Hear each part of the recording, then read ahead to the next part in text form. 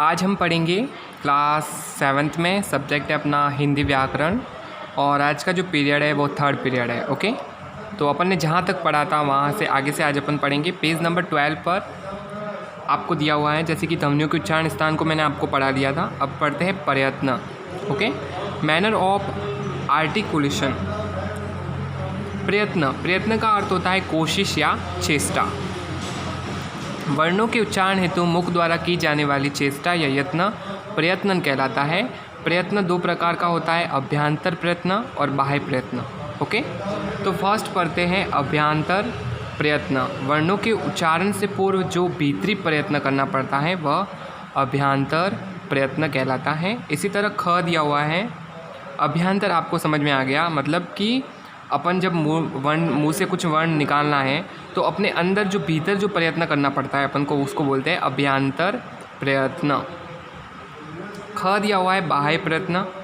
वर्णों को बोलते हुए अंत में किए गए प्रयत्नों को बाह्य प्रयत्न कहलाते हैं। इसके 4 भेद होते हैं। पहला होता है घोष, जिसको कहते हैं वेवरिंग साउंड। जिन वर्णों का उच्चारण करते समय प्राणवायु में प्रकंपन होने के कारण गूंज उत्पन्न होती है उन्हें घोष वर्ण कहते हैं। प्रत्येक वर्ग के सभी अंतिम 3 वर्ण ग, ग, न, ज, ज, न, ट, ठ, नहीं, ड, ढ, न, द, ध, न, ब, भ, म, य, र, ल, व, अ, आ, ई, उ, दी, ए, आई, ओ, औ, ये सारे क्या है, घोष है।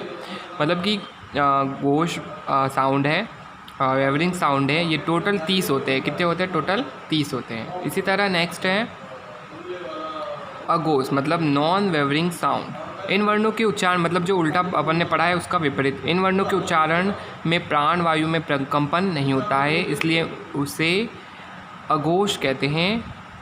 सभी वर्णों के पहले और दूसरे वर्ण जैसे क, ख, च, छ, ट, ठ, त, थ, प, फ, श, श, ह, श, श वर्ण सारे क्या है, अघोष है। इनकी संख्या 13 होती है। तो ये याद रखना है कि घोष जो वेवरिंग साउंड है वो कितने होते हैं? टोटल 30 होते हैं। और नॉन वेवरिंग साउंड होते हैं वो होते हैं 13।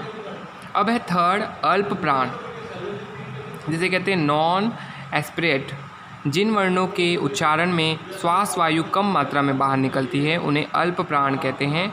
सभी वर्गों का पहला, तीसरा और 5वां वर्ण क, ग, न, च, ज, न, ट, ड, न, त, द, न, प, ब, म तथा य, र, ल, व और सभी स्वर अल्प प्राण कहलाते हैं। अल्प प्राण मतलब जिसमें श्वास वायु कम निकलती है उसे बोलते हैं अल्प प्राण। अब देखो महाप्राण, तो इसका उल्टा हो जाएगा। जिन वर्णों के उच्चारण में प्राण वायु अधिक मात्रा में बाहर निकलती है वे महाप्राण कहलाते हैं। प्रत्येक वर्ग का दूसरा और चौथा वर्ण जैसे कि ख, ग, च, ज, ट, ठ, ढ और त, थ, द, फ और भ और श, श, श, ह महाप्राण हैं। ओके, ये सारे क्या है? महाप्राण। अब देखते हैं वर्ण संयोग मतलब कि कंजक्शन ऑफ लेटर, वर्णों को मिलाना। वर्णों के परस्पर मेल को वर्ण संयोग कहते हैं।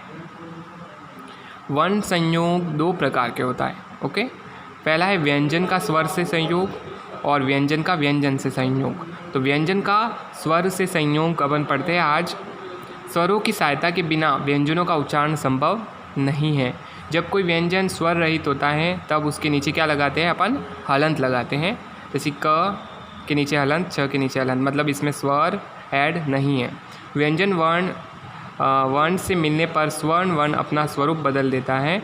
इस बदले हुए रूप को मात्रा कहते हैं। व्यंजन का हलंत न होना इस बात का द्योतक है कि उसमें अस्वर विद्यमान है। मतलब अगर कोई वर्ण लिखा हुआ है और उसके नीचे हलंत नहीं लगा हुआ, व्यंजन लिखा हुआ है, तो समझ लेना चाहिए कि उसमें क्या है? अस्वर विद्यमान है।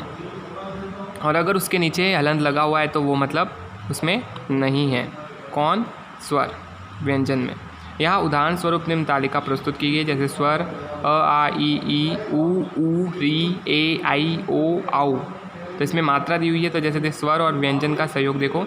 क में हलंत लगा है, मतलब इसमें स्वर नहीं जुड़ा हुआ, तो अ जुड़ते ही क बन जाएगा। क, आ, का, क, ई, का, की, क प्लस बड़ी ई तो की, इस तरह से ये बन रहा है। उससे शब्द बन रहा है इसने कल, काल, कील, कील, कूल, कूप, कृपा, केला, कैसा, कोई, कौन, ये सारा बना हुआ है। इसी तरह से अपन देखते हैं विशेष में आपको दिया हुआ है ह्रस्व स्वर का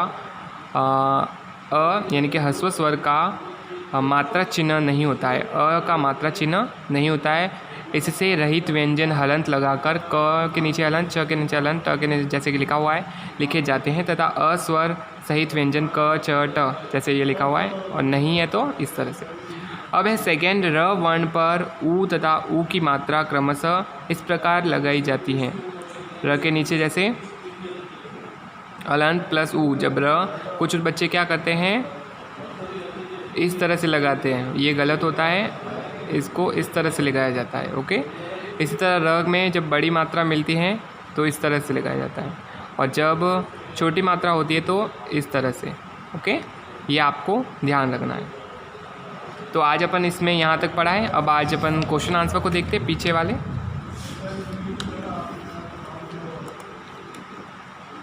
फर्स्ट दिया हुआ है शब्द पर दर्शाया गया बिंदु को क्या कहते हैं अपन, जैसा कि अपन ने पढ़ा है, इसको कहते हैं अनुस्वार। तो फर्स्ट नंबर अनुस्वार। सेकंड है अन्य भाषाओं के वर्णों को जो अन्य भाषाओं के जो वर्ण अपने हिंदी भाषा में मिले हैं उनको क्या कहते हैं अपन, आगत ध्वनियाँ। तो इसमें आगत लिखा हुआ है, इस पे 2 नंबर। ओके, ये 2 नंबर में आएगा आगत ध्वनियाँ। इसी तरह नेक्स्ट है समान वर्ण एक साथ जुड़ने पर, समान वर्ण एक साथ जुड़ने पर खाली जगह व्यंजन कहलाते हैं। कैसे व्यंजन कहलाते हैं, वो कहलाते हैं जैसे कि अपन ने अभी तक इसको पढ़ा नहीं है तो इसको रहने दो। 1, 2 अपन थर्ड अब देखते हैं। अयोग वाह के 3 रूप हैं, थर्ड 4 नंबर दिया है। अयोग वाह के 3 रूप है, अनुस्वार और क्या है, अनुनासिक और है विसर्ग। ओके, तो 4 नंबर में ये 2 आएगा, ये जो 2 है अनुनासिक और विसर्ग। फिर है नेक्स्ट 5 नंबर, जो वर्ण न तो स्वरों के मेल से बनता है न ही व्यंजनों के, उसे अपन कहते हैं अयोग वाह। तो 5 नंबर इसमें आएगा। ओके, इस तरह से नेक्स्ट क्वेश्चन ख देखते हैं अपन। सही कथन के सामने सही तथा गलत कथन के सामने गलत का निशान आपको लगाना है। वर्ण के 4 भेद होते हैं, वर्ण के 4 भेद होते हैं नहीं, वर्ण के 2 भेद होते हैं, व्यंजन और स्वर। इसी तरह ओम प्लुप्त स्वर का कहलाता है यस, ढ और ये ढ अतिरिक्त वर्ण कहलाते हैं यस, तो कहलाते हैं। इसी तरह 4 नंबर, जिन वर्णों का उच्चारण स्वरों की सहायता से होता है उसे व्यंजन कहते हैं यस। 2 वर्णों के सहयोग से बने व्यंजनों को संयुक्त व्यंजन कहते हैं, तो यस कहते हैं। 2 वर्णों के सहयोग से बने व्यंजनों को संयुक्त व्यंजन कहते हैं। अब है ग नंबर, सही विकल्प के सामने सही का निशान लगाना है। अब निम्न में जैसे कि अपन ने अभी तक इसको पढ़ा नहीं है तो इसमें जो अपन ने पढ़ा है वो अपन देख लेते हैं। 3rd नंबर पे बन रहा है क्वेश्चन, और एक ये बन रहा है सेकंड। निम्न में कौन से शब्द में द्वित्व व्यंजन का प्रयोग हुआ है, द्वित्व मतलब डबल व्यंजन यूज़ होता है, तो वो है ढक्कन। किसमें, ढक्कन। ओके, तो ये आंसर होगा सेकंड का, ग का सेकंड का अ। इसी तरह 3rd है, निम्न में से कौन से शब्द में आगत ध्वनि का प्रयोग हुआ है, मतलब कि कौन सा ऐसा शब्द है जिसमें आगत ध्वनि का प्रयोग हुआ है। ग का नंबर है क्वेश्चन, वो है 3।